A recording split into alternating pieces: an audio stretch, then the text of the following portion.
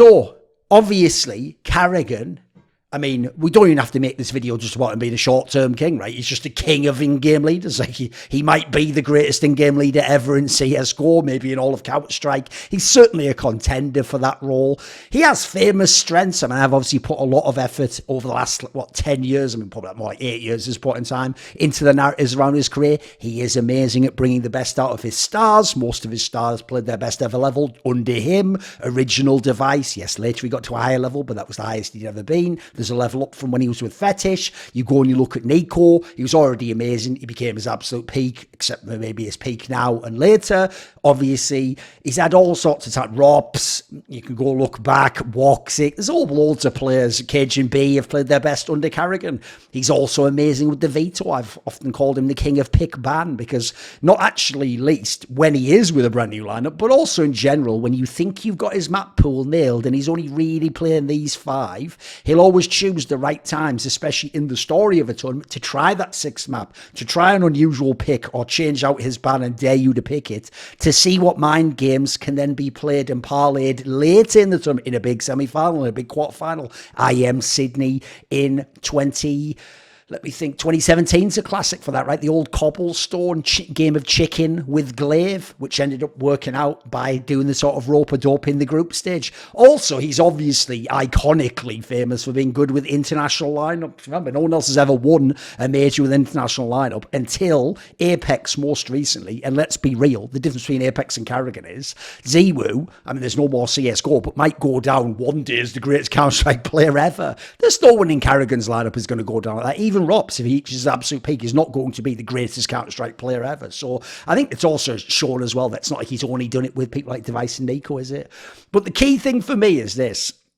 I think a really underestimated part of Carrigan's game always has been how amazing he is in the short term. Like, this is the ultimate example of the guy that follows that classic quote, English, that says, necessity is the mother of invention. Like, essentially being forced into a certain situation, it sort of pressures you, or I would say it pushes you to find creative solutions to still make it work, to be able to win. And he is one of the absolute best at both using stand-ins. I think he's the greatest ever when it comes to stand-ins. Other in-game leaders have been all right or good, or it could work out in a best-in-one. I think when Astralis had stand-ins, etc. But this guy wins events and over the greatest teams ever with stand-ins. And then forget even just stand-ins. How about when he just has a new lineup? He either brings in new players or he goes to an entirely new lineup. He is absurd at getting them to either championship level or like right into semis and finals and just mixing up with the best teams in the world. Now, part of that is because some of these things tie together. He does have, in my opinion, a very unique but a very shrewd approach to the map pool, which is when he gets into a team, he doesn't seem to be the guy who tries, I mean, Liquid was trying this recently, to just play all the maps and then just kind of like work your way to it. No, he'll try and just be really cynical and get a couple he's going to pick, a couple more he's willing to play, and just work with those for the first couple of events, and then use some of the map pool shenanigans and the veto stuff to potentially shore that up and make sure he just stays on these maps and dares people to pick certain maps. And in doing so, if you can get good on 3 to 4 maps really quickly, and you've got some good players, you have a chance to be good in very, very beginning, right out of the gate, without any sort of like time to build up, to peak, trajectory, like going step by step by step. No, this guy can just get you straight there immediately. And then obviously mind games with the other in-game leader and the coach. So let's get into it. Let me show you, as usual, we'll be going through the wikis. Let me show you why Carrigan is the short-term king in Counter-Strike. So, okay, here we go on Carrigan's Wikipedia entry. Now, it's key to remember that Carrigan in CS 1.6 wasn't an in-game leader. He was actually like a second star. I often call him like an AWPer, secondary AWPer, skilled player, just a strong player. He wasn't like a world-class player most of the time in 1.6 for me. He had brief spurts at that point in time. Obviously, when he was with Mouse, he was decent. When he was with like the full gaming type guys. But for me, he was never a truly elite player in 1.6. And then in CSGO, he just actually struggled for the first couple of years. His game never really adapted. He never was able to become a star in CSGO. And it wasn't until, what people don't know this, it wasn't until 2015 he became an in-game leader. Before that, in 1.6, he was under people like the Arcadians of the world as the in-game leader. He was under God B when he went to Mouse.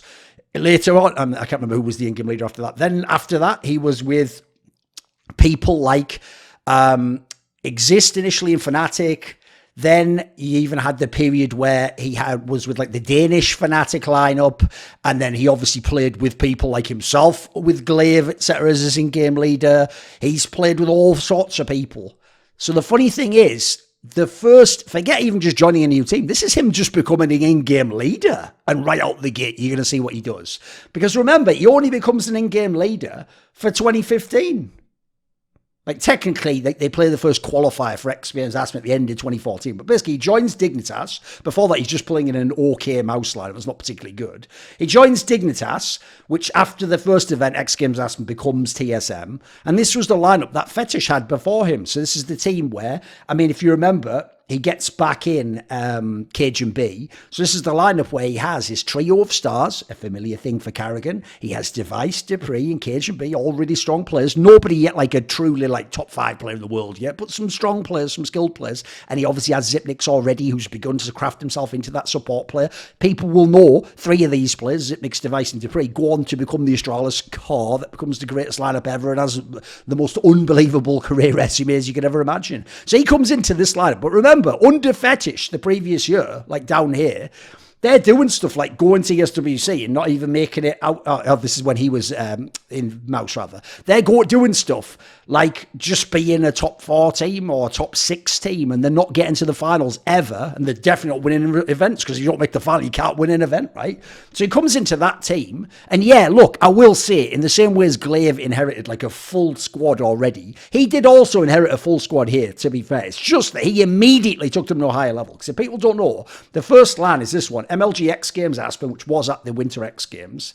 And this was where, in the group stage, remember, with Dignitas initially, they're in a group that has Kaboom. This is the event where Kaboom actually breaks out and beats Cloud9. But you have Cloud9 as well, and Cloud9 is still supposed to be a solid set of players. This is before they get Skadoodle and Shroud. They have Shroud, but they don't have Skadoodle at this point in time, because there's still all that nonsense. Well, remember, this was the event where it would have been the IBA Power Super Team with Hiko and Skadoodle, but it didn't happen. So they beat them. Now, in this group, you are supposed to get out, and coming out second is fine. This was actually a very close game between Nip and Dignitas. Like you can see up here, it was an overtime game on Dust 2, so that's all fine. It's no problem. You come out second. As a result, you have to face LDLC, the reigning major champions. They win this event. This is one of the ones where Shocks had an amazing event. They were just inspired in general. You go and look here, it's reasonably close, but even your map win is the close one. They actually handedly take care of you on the decider. Okay, so you're only making it to top 4, but this is one of the old school events that has a third place match. And in the third place match, because Nip, in what I've often called the best game ever in CSGO, has beaten NIP in that epic series, a full best of 3, you get Fnatic, on paper, the number 1 team, is playing in the third place match. And crucially, Dignitas beats them 2-0. And this is a big deal. Now, yes, obviously, Fnatic's already won championships. They haven't won the major yet, except for people like Flusher and JW, etc. But like the new people off my Creams haven't yet won the major. But even so, true, people don't really care about third place games, but this ends up not just being a one-off. Like, this is actually starts the trend that Dignitas / TSM under Carrigan routinely beat Fnatic, who, by the way, very soon after this win Katowice and begin to establish their era. Carrigan used to routinely beat the ass of Fnatic in Fnatic's era. One of the other reasons I already thought even back then, I've got to start building a case. This guy's the GOAT in-game leader. So he takes care of them 2-0 there, and you come third place. By the way, third to fourth is like a usual Dignitas placing, so fair enough. You're thinking not that great so far, but let's look. Then you go to Katowice, and people are going to forget this one, because he almost did some big boy stuff right out the gate the first major, which is, this was the one where, if you remember, they get upset narrowly in the opener on Nuke by Cloud9. It's the one where actually Shazam has a half-decent game. But you might remember, after that, they just beat up 3D Max, no problem there, which is the Finns of Naruto, etc. And then they go to Deciders, Cloud9 again, but it's on Overpass. And this is the game, you might remember, was one of them that Dazed famously reviewed on stream, where he mocked Shazam. And you might remember this particular game, because he just did so poorly. So, as you can see, they just tear up the T-side here a minute. First half's fine, but they just tear up the C, and then they go to the playoffs. In the playoffs, they have to play NIP, who's gotten the easy group, a really easy group. And this is the one where people forget. This is when they were supposed to already turn it around. TSM could have won this match. And if they win this match, they play Envious. True. Historically, they're kryptonite. But at least they're top 4 at the major, which is obviously the highest that team's ever been. Unfortunately, they actually lose this match. And people don't remember, They get wrecked on Dust 2. Later on, Dust 2 would become the best map at TSM, by the way. They destroy NIP on Inferno, which is very impressive. And then, like 11 T rounds. Remember, the thing about the Fetish team is they often weren't that great on T sides. And then you come to Nuke, and it looks like, Nip wins handily, 16-12. No. The first half of the game, they win 6 T rounds on the old versions, not the rework, the old version of Nuke, probably the more CT sided map ever. They win 6 T rounds. And then, when they're on CT side, even though Nip gets a couple of rounds back early, they get it to 12-12. And they're on CT round with guns, and they just lose the game from there on out. It's actually really sad. They're in a mega position. There's even a round where they have like a force spy with like an AWP and some pistols, and they're in a 3v2 at low, and they lose that as well. I remember this vividly. It's actually the game that really showed that, like, NIP does have that Nip magic. They just do things in the big games. Meanwhile, these guys were kind of chokers still, the squad he's inherited. So you're going to think, where are we getting already to like him doing well at the gate? Because these are just the first 2 lands, boys. Right after that, you immediately get the level up. You already see that, like, on average, for these first lands, he's already doing way better than the Fetish lineup. Because look, then we go to Star Series Season 12. This is the one famously where it was a super stacked Star Series. It was a double Olymp bracket, just right out of the gate. That's all it was. But the weird thing was, Fnatic chose not to attend the event or like turn down an invite. So it was like everyone except Fnatic, but Fnatic's just won Katowice and they're the best team in the world. So it's basically the question is, who's the second or third best team in the world? As you'll see, they get to come third here behind Envious and Nip.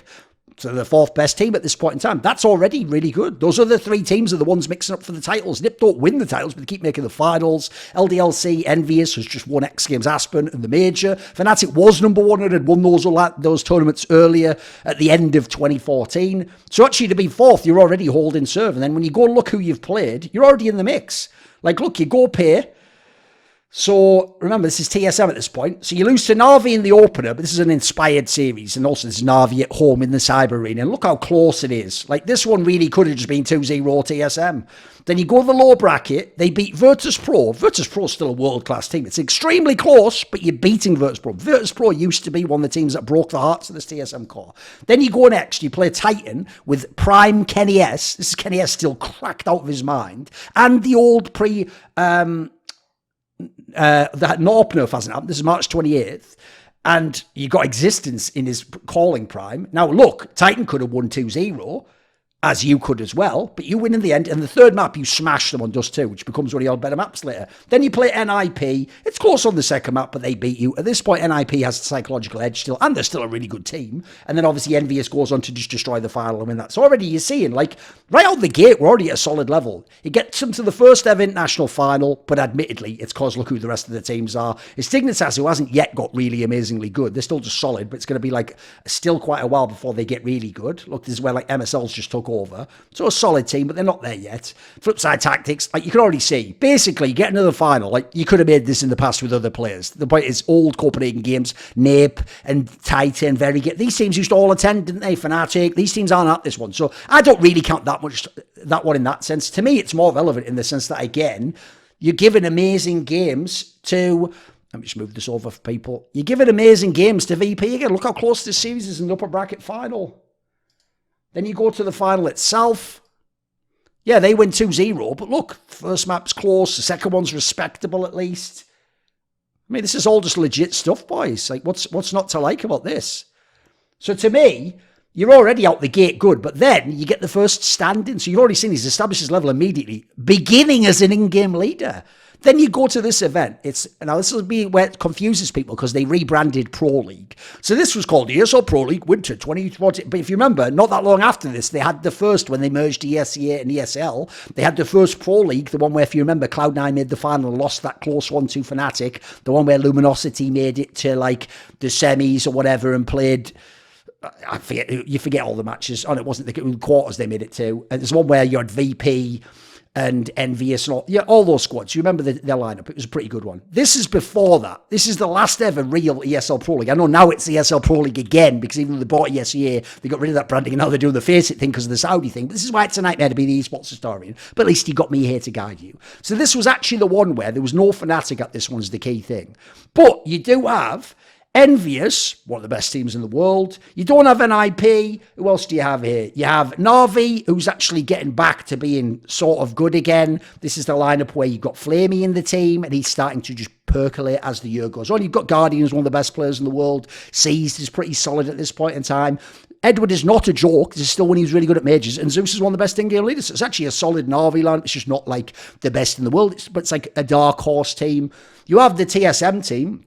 You have Titan with Prime Kenny S, blah, blah, blah, all the rest of existence. You have Virtus Pro, monstrous team making semis of the major. You have the Dig team that's on the rise. You have Copenhagen Wolves, which is just Hundred and Snappy and a bunch of people you won't care about. And then you have the Finns of 3D Max. So realistically, aside from these two teams and then maybe this team, the rest of the teams are solid. Like, this is still a very solid event.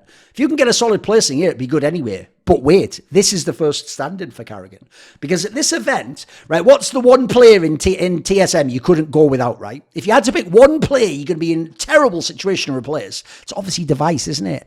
But instead of Device, because he can't attend this event, you take Carrigan. Now, what's sad is, that's now going to sound like, that's not that big a deal, is it? There's no Zonic here, by the way. This is when Zonic was actually trying to be a pro player in MTW coming back in CSGO. You have 3-2K, Fetish's old mate as the coach. Bringing in Carrigan. Carrigan is just a whatever player at this point in time. He's just an average pro player. About the definition of average as far as average goes. Not even a world-class AWP, but he's just an okay player. He has to replace Device. And so you're working with him just instantly coming in the lineup. How do you think you're going to do? Well, here's the first things first. You're actually in the hardest group. You're in the group that has VP. They should win the group. They're the best team in this tournament in theory. Then you've got Na'Vi. They're a solid dark horse team. And then you've got the Dig team. That isn't bad. They're not even one of these two worst teams. You've got the hardest group by far. And you have to take a stand-in instead of Dice. Your best player on paper. And you win the group outright. This is just super legit. This is super legit stuff, guys. This is mega legit. Because you go and look. You beat, these are all best of threes. You beat VP in a best of three on LAN with Carrigan instead of Device. Then you go to the winners match where actually shockingly Dignitas has upset Na'Vi and you beat Dignitas there. You beat them 2-1. So you've already got semis. By the way, just making top four, you've already done a great job. Like on paper with the standard, you maybe borderline shouldn't make out the group. In the actual playoffs as well, you play Titan. Look how close it is, guys. The two maps you lose, this one's an OT in the beginner one. You win yours more handedly. And then the deciders are 16-14 on Inferno. And this is when, like Kenny S doesn't even play that well in the game. Maniac actually has an insane game in this one. And then Cajun B is the guy who carries it. It's not even that Cadian's the one carrying your ass, although he did do quite well from what I remember, I think, in the VP series. I think he actually had a pretty good series here. No, he was minus 11 on that one. Did he really not have any good games at all? What about Dignitas? No, he was actually, in fact, Cadian's doing crap in these games. In fact, Carrigan himself plus 20s the series against Dignitas. So you're already seeing, these are miracles. Like the idea you're like 2 rounds from the final at this LAN with Cadian instead of Device. You can already see this guy knows how to get it busy, mate, when he's working with a stand-in. So then, we'll skip forwards because, by the way, quickly, if you want to talk about how he really levels you up, he only joins the team basically at the end of the previous year, and they win their first actual proper LAN in April. It was that CCS tournament that was the best teams in the world. It was Fnatic, NiP, and Envious all at this LAN, and you win it, including a best-of-5 final over Fnatic. Something you would later show being Fnatic is just what you do in your career.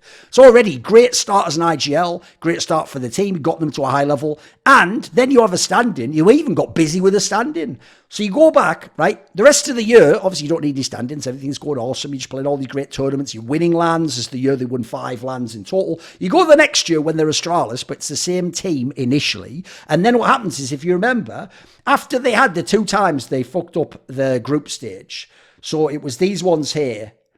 It was ESL Pro League Season 3 finals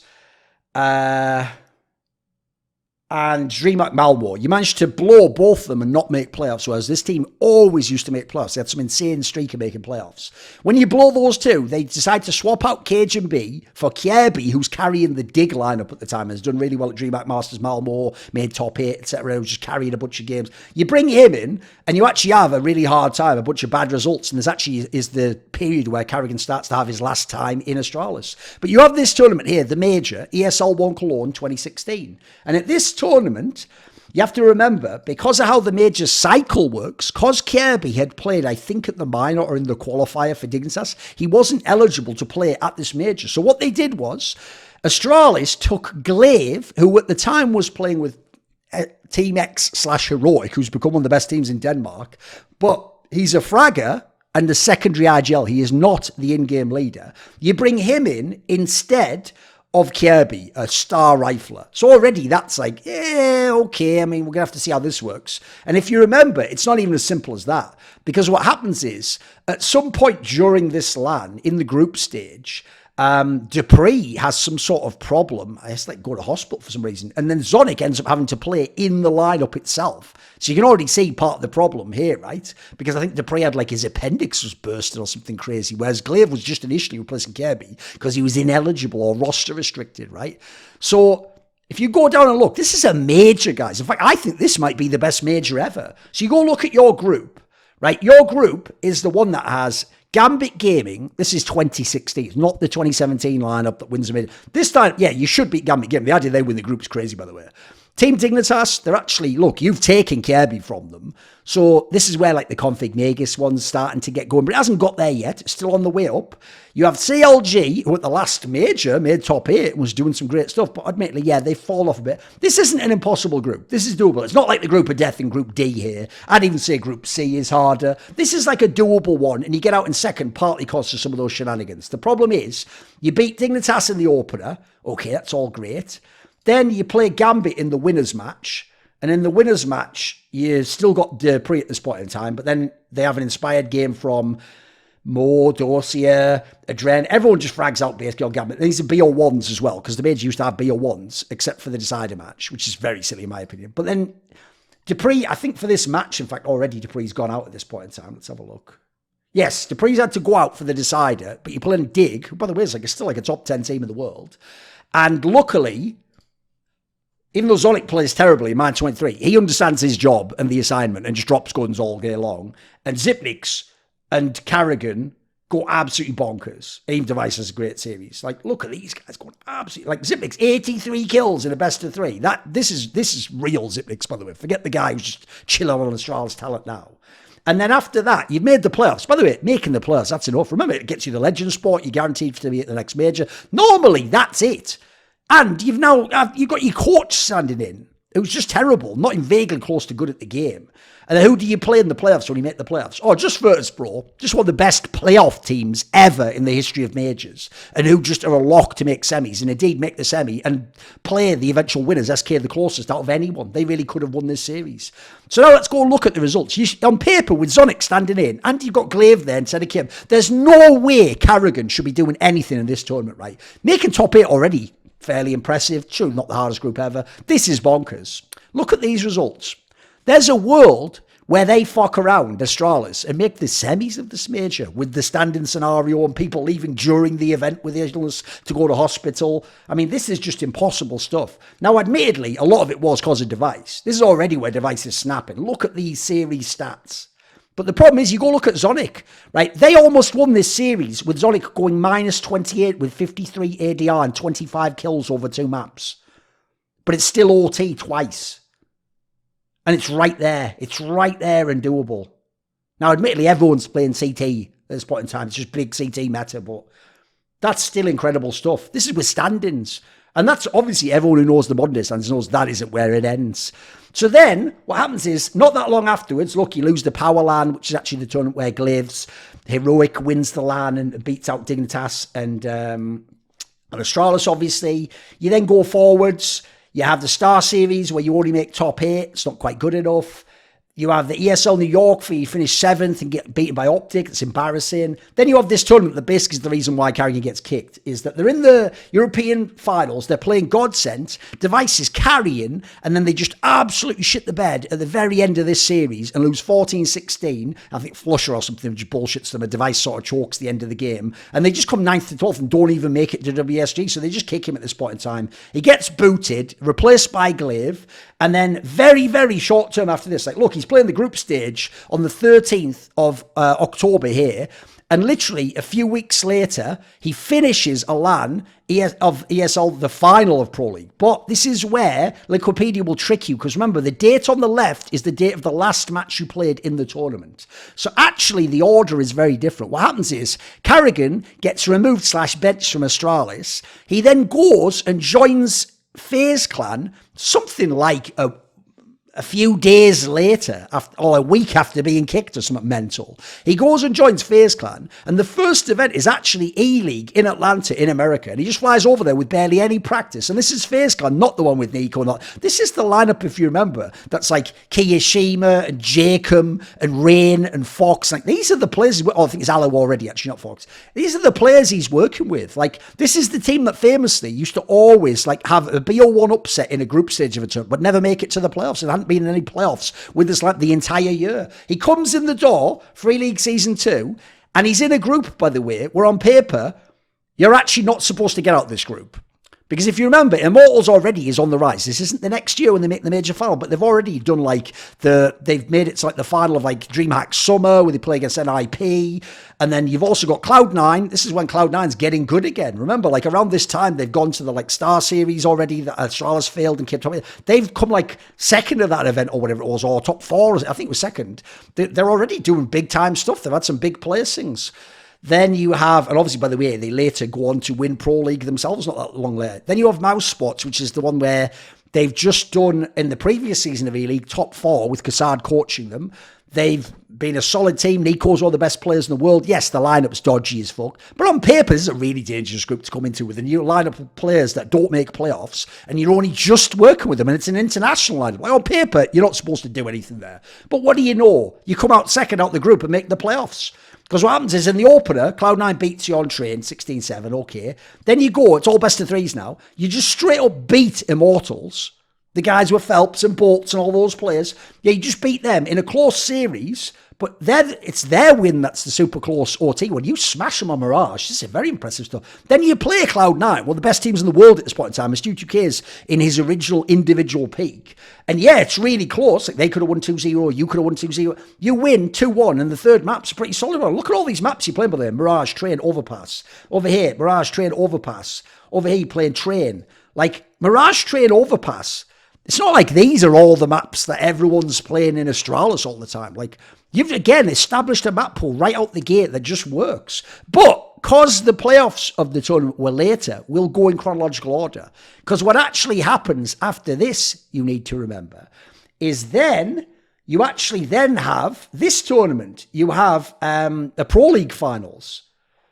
So you go over here. Pro League finals is the first like LAN after the group stage of E-League for Carrigan. So you go to this tournament. Look, here's his lineup. He's got Alu, AZ, Jacob, and Rain. So like these are solid players, but no one's looking at this like, these are monsters. Like who's the elite player there? Like Rain's pretty good, but he's not like a Nico or Cold Zera, a Simple. He's not at that level. So you go to this tournament, and they almost get to the playoffs of this one, by the way, the first proper LAN they're at. You go and look, they lose the opener to Cloud9, 16-14 on Dust 2. Then you go down, they get smashed by SK on Overpass, but SK were monsters on that, and famously against Carrigan on Overpass. Then you beat Dignitas, who, by the way, by this time, October 2016, this is the Dig that's winning Epicenter, but they might even have won Epicenter by now. And then you beat narrowly NRG, who the next year becomes a pretty solid team, but at this point in time, they're still just whatever. This is when like it's not the NRG you're thinking of. This is the NRG that has Godby and Legear, etc. This isn't the one later on with Daps, etc. You beat them at OT, and at the end, unfortunately, you lose to NIP 16-7. Now, here's why this is actually way more impressive than you think as an outset, because you're only one map from making the playoffs, right? And who are the two teams you lost to? You lost by 2 rounds to Cloud9. They win the event, by the way. And then you lost to NIP as the last one. NIP makes semis, and themselves were in position to go to the final. And they obviously win Auckland not long after, and it's still a solid team in a 1-star series with Makalili standing. These aren't bad teams. Like, right out the gate, you're that close. You're 2 rounds from making the playoffs. So your first proper LAN after E-League. Then after that, you go back, and there's another LAN, 2 more actually. You have iBuyPower Masters LAN, and you have IM Auckland. Now, iBuyPower Masters, admittedly, just a whatever in this one. Like, look, you lose to Immortals in an OT cash game. They're a solid team. You beat TSM, but this is like the American lineup of TSM. Yeah, this is the one with Sarah. You beat them 2-0 very easily. And then you beat Renegades, Chad's Renegades at this point in time. Oh no, it's actually after Chad's retired, I think. This is where it's the one with Azza and JKS, Ricky, etc. You beat them. Pretty solid win. Problem is, there's only the 2 teams who win the groups get to go to the final, so you just come 3rd to 4th. And the problem is you lost to Immortals, like that means they're the ones who play the final. This is the one where, off the top of my head, I think this might even have been... Is this the one where actually the headphone thing happened? Or was that actually a different... Was that DreamHack? I don't know 100% on that one, actually. Yeah, it's an interesting question on that one. I feel like it is, the headset one. Anyway, you don't get to play the final, but you're right in the mix again. You're a few rounds from making the final of this land. So then you go to IEM Auckland. This is the one obviously famously won by NIP with the NIP magic and all that shenanigans. And I actually thought SK was the better team and Cold Zero was the MVP, but look how narrow the win is. Now you go and look at this one. You win your group outright. Look at your group, by the way. Your group is SK Gaming, by the way, still one of the best teams in the world at this point in time. This is before they've had the FNX shenanigans.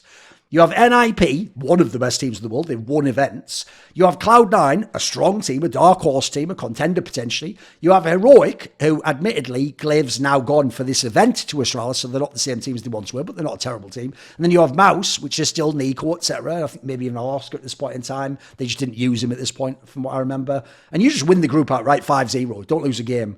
So you beat Cloud9 in an OT game on Mirage. You beat Heroic heavily on Train. You smash Nip on Overpass. You beat SK this time, by the way, on Nuke. You just beat them outright. And then you beat Mouse Sports. And a bunch of these are big wins. Then you go to the playoffs. Look how close the series against NIP is. This team is right on the cusp of finals of lands. This team's almost never having bad results. It's actually really impressive. Then you come back and you play E-League. And when you come back to play E-League, let's go back to here, in the playoffs, you beat Virtus Pro. At the time, by the way, Virtus Pro on paper at one point were the best team in the world. They won DreamHack Bucharest. They were like top 4 at their major. They'd won E-League Season 1. Then they've come and they've done like top X finishes or other land. Like, this is still a really strong VB team, guys. This is a really solid one. And you beat them very, very close on the 3rd map. But you still beat them in a best-of-3 series. Then you go. The problem is you get upset by Optic. You could have been in the final of this tournament too. But my point is, just look how exceptional these early... This is where you're working for the first time with an international lineup. And one without one of the absolute best players in the world. A mixed roster of players. You're working around them still. And by the way, if people don't know, this all does pay off. Because what happens is, the next year, they don't only qualify to the major, they go top 8 at the major, and they even play a series against SK where they win a map, and they're right in it. Now, SK admittedly with Fox as a stand-in, but that was the team themselves that went to the semis and challenged VP who went to the final. So yeah, this is just amazing stuff. You just see how good he is with new lineups, with stand-ins. Now, after this, we get another scenario with a new lineup, not a stand-in, but we get a brand new player just join the team with very little practice time. So after Carrigan's got the team to a strong level, like they're a solid top 8 team, right on the dark horse edge of making semis, could potentially win an event if they have a heater. They obviously get, for this event, Katowice, one of the prestige events, not a major this year, they get Nico from Mouse Sports. They get one of the best riflers in the world. And because Carrigan's amazing right out the gate using his stars, they're bonkers at this first event. Nico's like an MVP contender. They make the final. They lose to Astralis in the final, but it's even a close format series. And this is when they've only had Nico, I think they famously said, a week. They've barely had him at any point in time now. So to me, this is already bonkers stuff. To just bring Nico in and immediately be in the final. Immediately, after a week. And if you go and look, by the way, they're doing great stuff at this event as well. This is the one where they had that weird group stage, where you win the group stage again. But this is the one where it goes like this. You beat Immortals. Remember, this is 2017. This is the team that later on is going to be in the major final. You then beat Fnatic. This is 2017. This is when I think they've run back. Yes, they've run back the Last Dance 2016 lineup for 2017 here. You beat them. Then you go down, you beat NIP. NIP is still a solid team, even though they're not one of the best in the world necessarily anymore. You beat Optic. This is admittedly when Optic, I think, has just lost Stanislaw. Yes, Stanislaw's gone. He's obviously gone over to Liquid at this point in time. And you lose to Astralis, but Astralis is the best team in the world at the time. Then you had to play these stupid janky tiebreakers where it's only to a certain number of rounds. You just win them all. You beat Immortals, Astralis themselves, so you get to come first place in the group, and that means you're guaranteed the semis. So you go to the semis, you play Immortals, who, if you remember, just got an FNX and actually was having a really nice run of form. They were in your group. And because they managed to beat out North, you play them, just handle them. And then, like I say, in the final, it's really close. This is actually a really close final. Not only do you win a game, but look at all these. This is where, like, you're right in all these games. There's a world where you trip over and win this event. So right out the gate with Nico, already awesome. And then the next event after that, you just flat out win the event. You're taking FaZe in the span. Look, this is the 5th of, this is the 9th of April when you win a LAN. Carrigan only joined this team, guys, back in October. 6 months later, you just win in a tier 1 LAN against the best team in the world, Astralis. You actually beat Astralis in the final even. This is the one where it's a little bit sus in the Swiss system, but then you get to the playoffs, and the playoffs, you take care of G2. Hellraisers, a shocker they were there because they upset North somehow with Dead Fox. And then you beat Astralis 2-1 in the final, including an OT epic game on Inferno, which is big time stuff. So you just won a LAN already out the gate. This just shows you how quickly, even with a new player, Carrigan can just get busy. So then after that, you might remember, later in the year, this team becomes like the second best team in the world. They're right in the mix. They don't win more events, because unfortunately this is when SK wins all the events. They bomb the Krakow Major. They absolutely bomb it. And then they make the craziest roster moves ever at that point in time, because they kick out Alu and, who would the other person be? Kiyashima. And they bring in Guardian, if we're going roll for roll, to replace Alu, and then Olofmeister from Fnatic replaces Kiyashima. So already this is some really interesting stuff. Guardian hasn't been on his best form in Na'Vi, and Olof, like, he's fallen off a little bit, even though he's still one of the better players in Fnatic. Like, they're just not that great in terms of players, but they're joining a team that's got already Rain and Nico, two of the best players in the world, and Carrigan's doing an awesome job calling. So you can see already this is going to be a really solid team.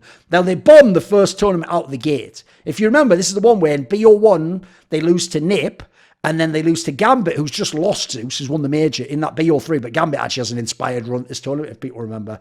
After that, you have 2 LANs you go to. You go to ESL 1 New York. This is with your brand new lineup with Guardian and Olofmeister. Second LAN ever. And then the third LAN ever is going to be E-League CSGO Premier, which you actually admittedly played the group first. And again, it's like a thing where you have to look at who played who. So as far as I remember, it goes something like this. Let's just look who plays who on this one. Yeah, if we just look here, that's like 9th of September. Yes, so basically what happens is you play DreamHack Masters Malwar, bomb it, go to E-League and play the group stage where you're able to win the group. By the way, it's got Na'Vi in there, G2 in there. This is the G2 super team, guys. Na'Vi at this point in time's one of the best teams. They've got Simple. This is when they've just gotten rid of Guardian, obviously, because he's just gone over to Na'Vi itself. Still a very strong team. Simple, one of the best players in the world. You're able to beat Na'Vi and beat Renegades. You win the group to BO1s. Then you go away. And when you go away, you play ESL New York. And then you play the playoffs of E-League Premier. Now, E-League, ESL New York, if people don't remember, this is the one where they didn't lose a map. They didn't lose a single map. They were winning all the pistols. They were fragging everyone's head off. Nico had like the craziest rating ever. Guardians going off. Rain's going off. This was mega dominant. 0 maps lost. There was one close map, and it was in the final. And it was that game where, what was it, Overpass, where Liquid almost got into it. Then Nico did that crazy, like, what was it, ace from the monster tunnel on CT side. And just the game was over at that point in time. Like, you just peel 2 LANs straight off out of tier 1 with a brand new lineup. When you go back to E-League Premier, you don't drop any map in the playoffs either. You beat Envious in the round of 8, which is nothing. You beat North, who is a strong team. This is a solid team with Config and Megaska. You beat them 2-0 in a close semi, and then you beat Astralis 2-0 in the final, including that epic comeback on Cash. So you just peel 2 LANs out of the first 3 when you get the new lineup. Again, this guy is the short-term king. The next year, after the failed attempt at the Dynasty, where they didn't manage to get the win at the Major and at Katowice, after this, you have this scenario where Olofmeister exits the lineup for a reason that to this day has never been revealed. No one has ever... People would even say he was on his sabbatical, which is like, not really, because as far as I know, it's implied, put it this way, it's implied it's like he had a family issue or someone's health was had a problem. Essentially, I'll just say that. That's what's implied. So, okay, understandable you have to go. But the problem was he went for an indeterminate amount of time. No one knew when he would ever come back. Would it be in a month or two? Would it be in 3 or 4 months? And no one actually knew at the end, is he ever coming back? He did come back, and he in fact played many more years for FaZe, but no one knew that at the time. So what happens is, around this time, right after, you've had this period where you didn't win the Katowice, you didn't win Starly series, Simple went harm in the quarters. Then you didn't win Katowice because Flusher had all the BS, shout out Flusher who just retired, had that BS run in the finals and all of Meister players 4-3. You even lost to the V4 Future Festival where VP beat you and managed to get busy still. You're like, man alive. So then out goes Olafmeister. You're supposed to drop off a cliff now. Until he comes back, you shouldn't even really be relevant. You've got some world-class players, but it surely upsets is all you can do now. No. So the first LAN you go to is you go to DreamHack Masters Marseille and you take as your standing Exist. Now, Exist at this point in time has been booted from NIP. It should be the end of his career. And he's replacing Olafmeister. Like, maybe that's a side grade. I would say it's a downgrade. Now, admittedly, Exist quite a clutch player, probably a good secondary caller. But in terms of skill, Olafmeister a much better player. So you go and you look, you're bringing him in. And over here, now, admittedly, this is one of the results that everyone never gives credit to FNS for. After you beat Envy, who's not a good team at this time, very easily, you go here and you actually lose in a close series to FNS's C9 after Stewie's left and gone to SK Gaming / are they already MIB out? No, they're still SK Gaming. And then in the decider, you beat Envy. Who cares about that one? You go to the playoffs. The only reason this isn't a good result right out the gate with a stand-in is because you have to play Astralis. And people don't know, this is the first event where the go-to Astralis LAN wins a LAN in dominant fashion. Before that, they're always losing, actually, to FaZe, fully enough, in like semis and other things. In this particular case, they absolutely roll you, but this is already where they're just not losing maps, guys.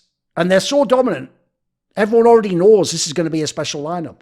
But here's where it's key. So you take Exist and you go to the next event, though, which is literally, look, this Marseille event ends on the 21st of April and Sydney ends on the 6th of May. So not that long afterwards. You go to IM Sydney with Exist as a stand-in and you win the event. Now, you don't do it in the cleanest fashion. Look, in the group stage, you lose to Renegades. That's right, good old Nifty. Then in the lower bracket, you barely beat Greyhound. This is a bit of a nightmare, isn't it? What the hell? Barely beat Greyhound. You do beat Cloud9. There's no Stewie, but still some revenge for the major. You sneak in the playoffs. Just take down Fnatic. This one's a close map. You take down Fnatic. Remember, this is the Fnatic that's beaten you earlier in the year and has broken your hearts at Katowice, etc. You go to the semis. Ty Lue inexplicably is there, but you just beat them, take care of them. In the final, one of the best sweeps you will ever see in Counter-Strike. It's an incredible series where all the maps are back and forth. Both teams could have won. You beat, with Exist as your stand-in, the go-to Astralis lineup who's already gotten rolling, winning an event, and after this is basically unbeatable. But you beat them on LAN in a big final in a stadium with a stand-in, and it's Exist. Are you kidding me? That is insane.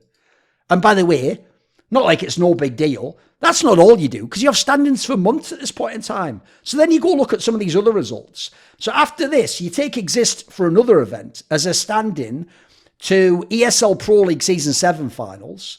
And at this event, you beat Cloud9 easily. You crush Mouse Sports 2-0. This is 2018 Mouse Sports, who's still one of the best teams in the world, who won that Star Series earlier in the year that you lost to Na'Vi. You beat them, you lose to Na'Vi, but this is the year when Simple's goated and you're only losing 16-12 in the games. You get to the playoffs, you beat SK Gaming, who's got Stewie Kane, Cold Zero and Fur and Fall, and on paper like a super team of players. You just beat them 2-0 handedly. You go to the semis, you're only losing because you played Astralis, the best team in the world. Now we know the greatest lineup ever. So yeah, they crush you, but spoiler, it's Astralis. Look, they're crushing everyone. This is an event, they only lose one map. It's in the final. They just lose one close game in the final, the Mirage one. I think this is even the one where, wasn't this the one where NAF did the bullshit spray on Mirage and that just won them the one map? That's it. Aside from that, no one could beat Astralis. This isn't even bad with the standard to come top 4 again, just like the Marseille one. And then, if that isn't bad enough, you have to swap stand-ins because you still don't know when Olafmeister's coming back. So after this, you have to take a new stand-in who no one had even heard of, a Norwegian player called Kroman, who did nothing before and did nothing afterwards. And this is what you do when you bring this guy in. So you bring in Kroman, again, instead of Olafmeister, who's still unavailable. And you come second in your group. So you destroy Luminosity, not the ones that you think of with Fall, etc. Easy win. You lose to NRG, but this is 2018. This is already when NRG is getting solid with Cirque and all those players. They don't have Tarek yet, obviously. That was the next year, but it's Daps, those guys. They're already a solid enough team. Ethan, you just crush, they crush you on cash. Okay, not so great, but we got to stand in. You beat G2. This is the G2 that admittedly is like the one where Existence comes in and then Apex and NBK are benched and they later become Vitality, and Shox is trying the Existence roll back with Smiths. You beat them fairly easily. You make the playoffs. You just play Astralis again. And by the way, this one, you almost beat them on train. You have a great CT half. You're playing the first event with a stand-in. The Chroman guy is nobody. And it's only because of Astralis, by the way. You're not in a final again. Like, people actually underrate how crazy Carrigan's performance with these stand-ins and with brand new rosters is right out the gate.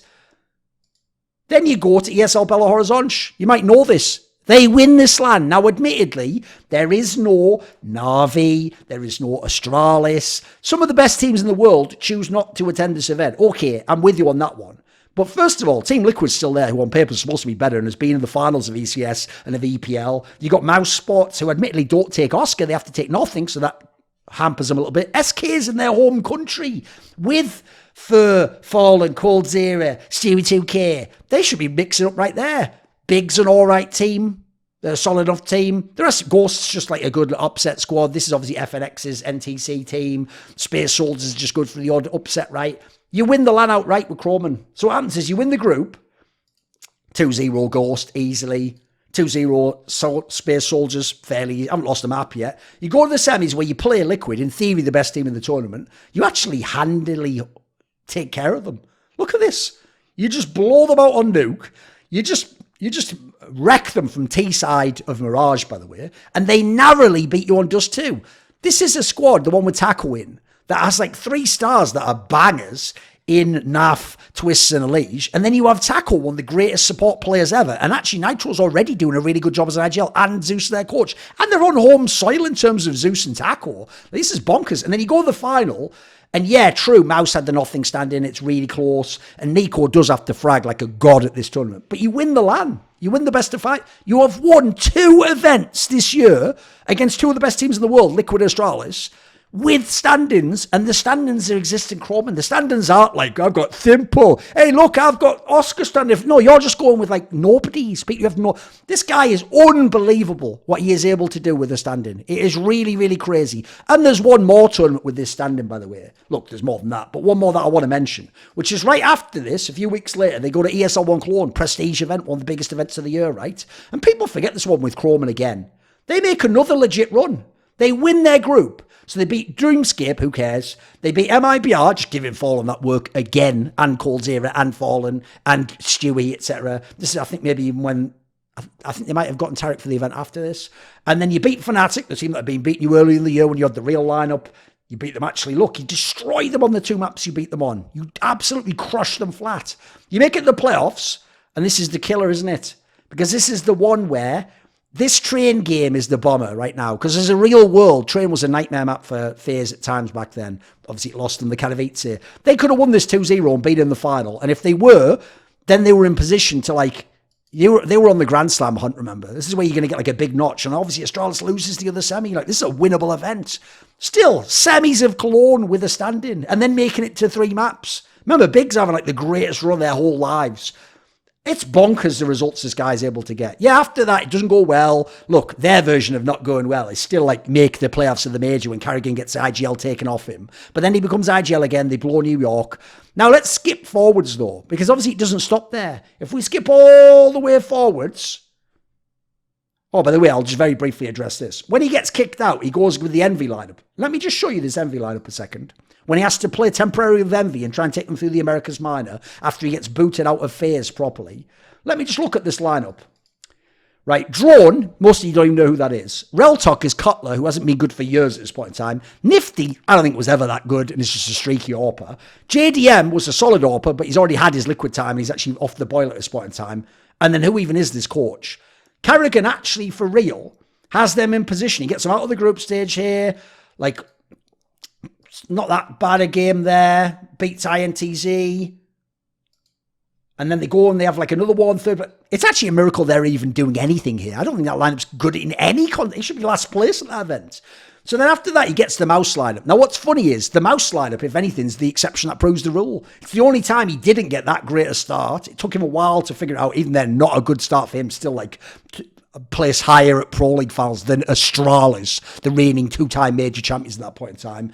Come top 8 at Cologne, but doesn't make it to the playoffs, etc. These are bad results for him, but it's the one time ever he didn't get the team going early and get it to a good level. And quite frankly, he still eventually did get this lineup to an elite level and be winning events and beating Astralis and making all these finals in a row. It's just, and they had no business with this lineup being at that level. So if anything, if this is the longest one it took to get good, even this one got good in the end, didn't it? But let's just briefly go and look, obviously, at what he does with the standings more recently. Because at the end of this year, when he gets ROPS, you think, right, we've got ROPS instead of Olaf now. We can just win events, potentially. Let's see how we do. First event, first proper LAN is Katowice, one of the prestige events. But this is the one where you don't just work with a standing. You work with a standing for 2 different players in 2 totally different roles and styles of play, and you didn't know one of these was going to be stood in for. If you go and watch the reflections I did with Carrigan, he talks about how initially JKS came in, who wasn't a member of the team, to replace ROPS, who had you-know-what and was, as a result, sidelined in a hotel room in a different city. And then, later in the tournament, Rain gets also you-know-what, and so when ROPS comes back, now Rain has to go out. So JKS initially replaces ROPS. That sort of makes sense role-wise. Then he replaces Rain, though, which is much more of a supportive/entry role. And so you have to do totally different things. So the idea you win this event is bonkers. You just don't, do you? Like, it's nonsense to imagine you could win this LAN. But they do. So this is the one where, working with the JKS stand-in initially, they're able to come from the plane. They beat Sprout and then Mouse. Close series, by the way. They get into the group stage. In the group stage, they beat G2. This is G2 with like CB, Nico, Monacy. Like, yes, an experimental roster, but you beat them. Very impressive stuff. You beat Fnatic. This is not that great a Fnatic lineup, admittedly. You lose to Na'Vi, who still has Boomich and is still the lineup from the previous year, but the problem is, this is literally days before the conflict starts in Ukraine. So they beat you in a very close third map. Okay, fair enough. They're in theory the best team in the world. You go to the playoffs. In the playoffs, now unfortunately the conflict's begun and all the CIS teams play worse. You were able to beat Gambit. Remember, Gambit's a classic team for you to match up with. You beat them pretty easily, actually. You go to the semis where you play Heroic. You beat them pretty easily. You go to the final. By the way, you don't lose a map in the playoffs. Now, this is another sweep that could have been a sweep for the other team. It's a bit like the IM City ones, mega close, and it's a standing scenario. But how goated is Carrigan, boys? This is a prestige event now we're using a stand-in and winning without dropping a map in the playoffs. This is impossible stuff. And in these playoff games, now you're swapping them out for Rain instead of ROPS. So this is just, it's outrageous stuff. Oh, and by the way, shall I just throw this in there before we end? After this, they then go, and at the major, PGL Antwerp, he only wins a major without a coach because Robban can't play because of the bug thing, and Inner Shine, the analyst, has to stand behind this. They win a major without a coach. Like, this guy is so insane at how he hits the ground running with a lineup, gets it functional, gets it to a better level, or the best lineup they've been, or wins events. Then he has stand-ins. He's either getting way better at placing than he should, or he's playing the eventual champion, or he's just winning the event and beating the greatest teams of all time. Astralis, Liquid. This guy is so impossibly good in the short term and with standards. And let's be real, in all aspects. But in these areas especially, this is where normally, when a lineup starts fresh, you give them a bit of time. Teething problems can occur. When you bring a new player, we've got to work him into the lineup. We've got to ingratiate him. We've got to integrate him into what we're doing. We've got to get him on the same page with our calling style and philosophy and map. No. Carrigan just gets work. He just gets straight to work and he gets the results. Oh, and also, if you want to support me and you enjoy delicious energy drinks, how about getting some Gamer Subs? 10% off with the code Thorin, Thorin, at GamerSups.gg. I would say check out the white grapefruit or the cherry limesicle, both delicious flavours, or the classic guacamole Gamerfart 9000. It's really strawberry and lime, and it is delicious. I've been pleasantly surprised during the time I've had my Patreon and my Patreon community, the Skrill Illuminati, by both the financial support they've provided, and the moral support. And so this video was kindly supported and made possible by Starlust, Theo Buenzli, Ahmed Hadjou, Matt Pugnatio Rajcula, Torin, Jensen Goh, Animosity, Tobias Bernasconi, Bot Pounder 420, Yurka 86, Tosh, and as always, you know it, a special thanks goes out to my main man, Jerky's Minion. Would you like to ask a question in one of those AMAs where I tend to go pretty in depth? Sometimes they even spin out into their own videos. Do you want teasers to find out who the upcoming guests are for the myriad of interviews that I do across esports? Maybe you want to suggest a topic or a guest? We have a channel on my Discord where you can do that if you're at the right tier. And of course, you could potentially take part in one of those lengthy esports discussions with me about whatever is on your mind in the scene. Well, if any of those perks sound tantalizing, put your money where your mouth is and join the Skrilluminati today via the Patreon link in the description box below.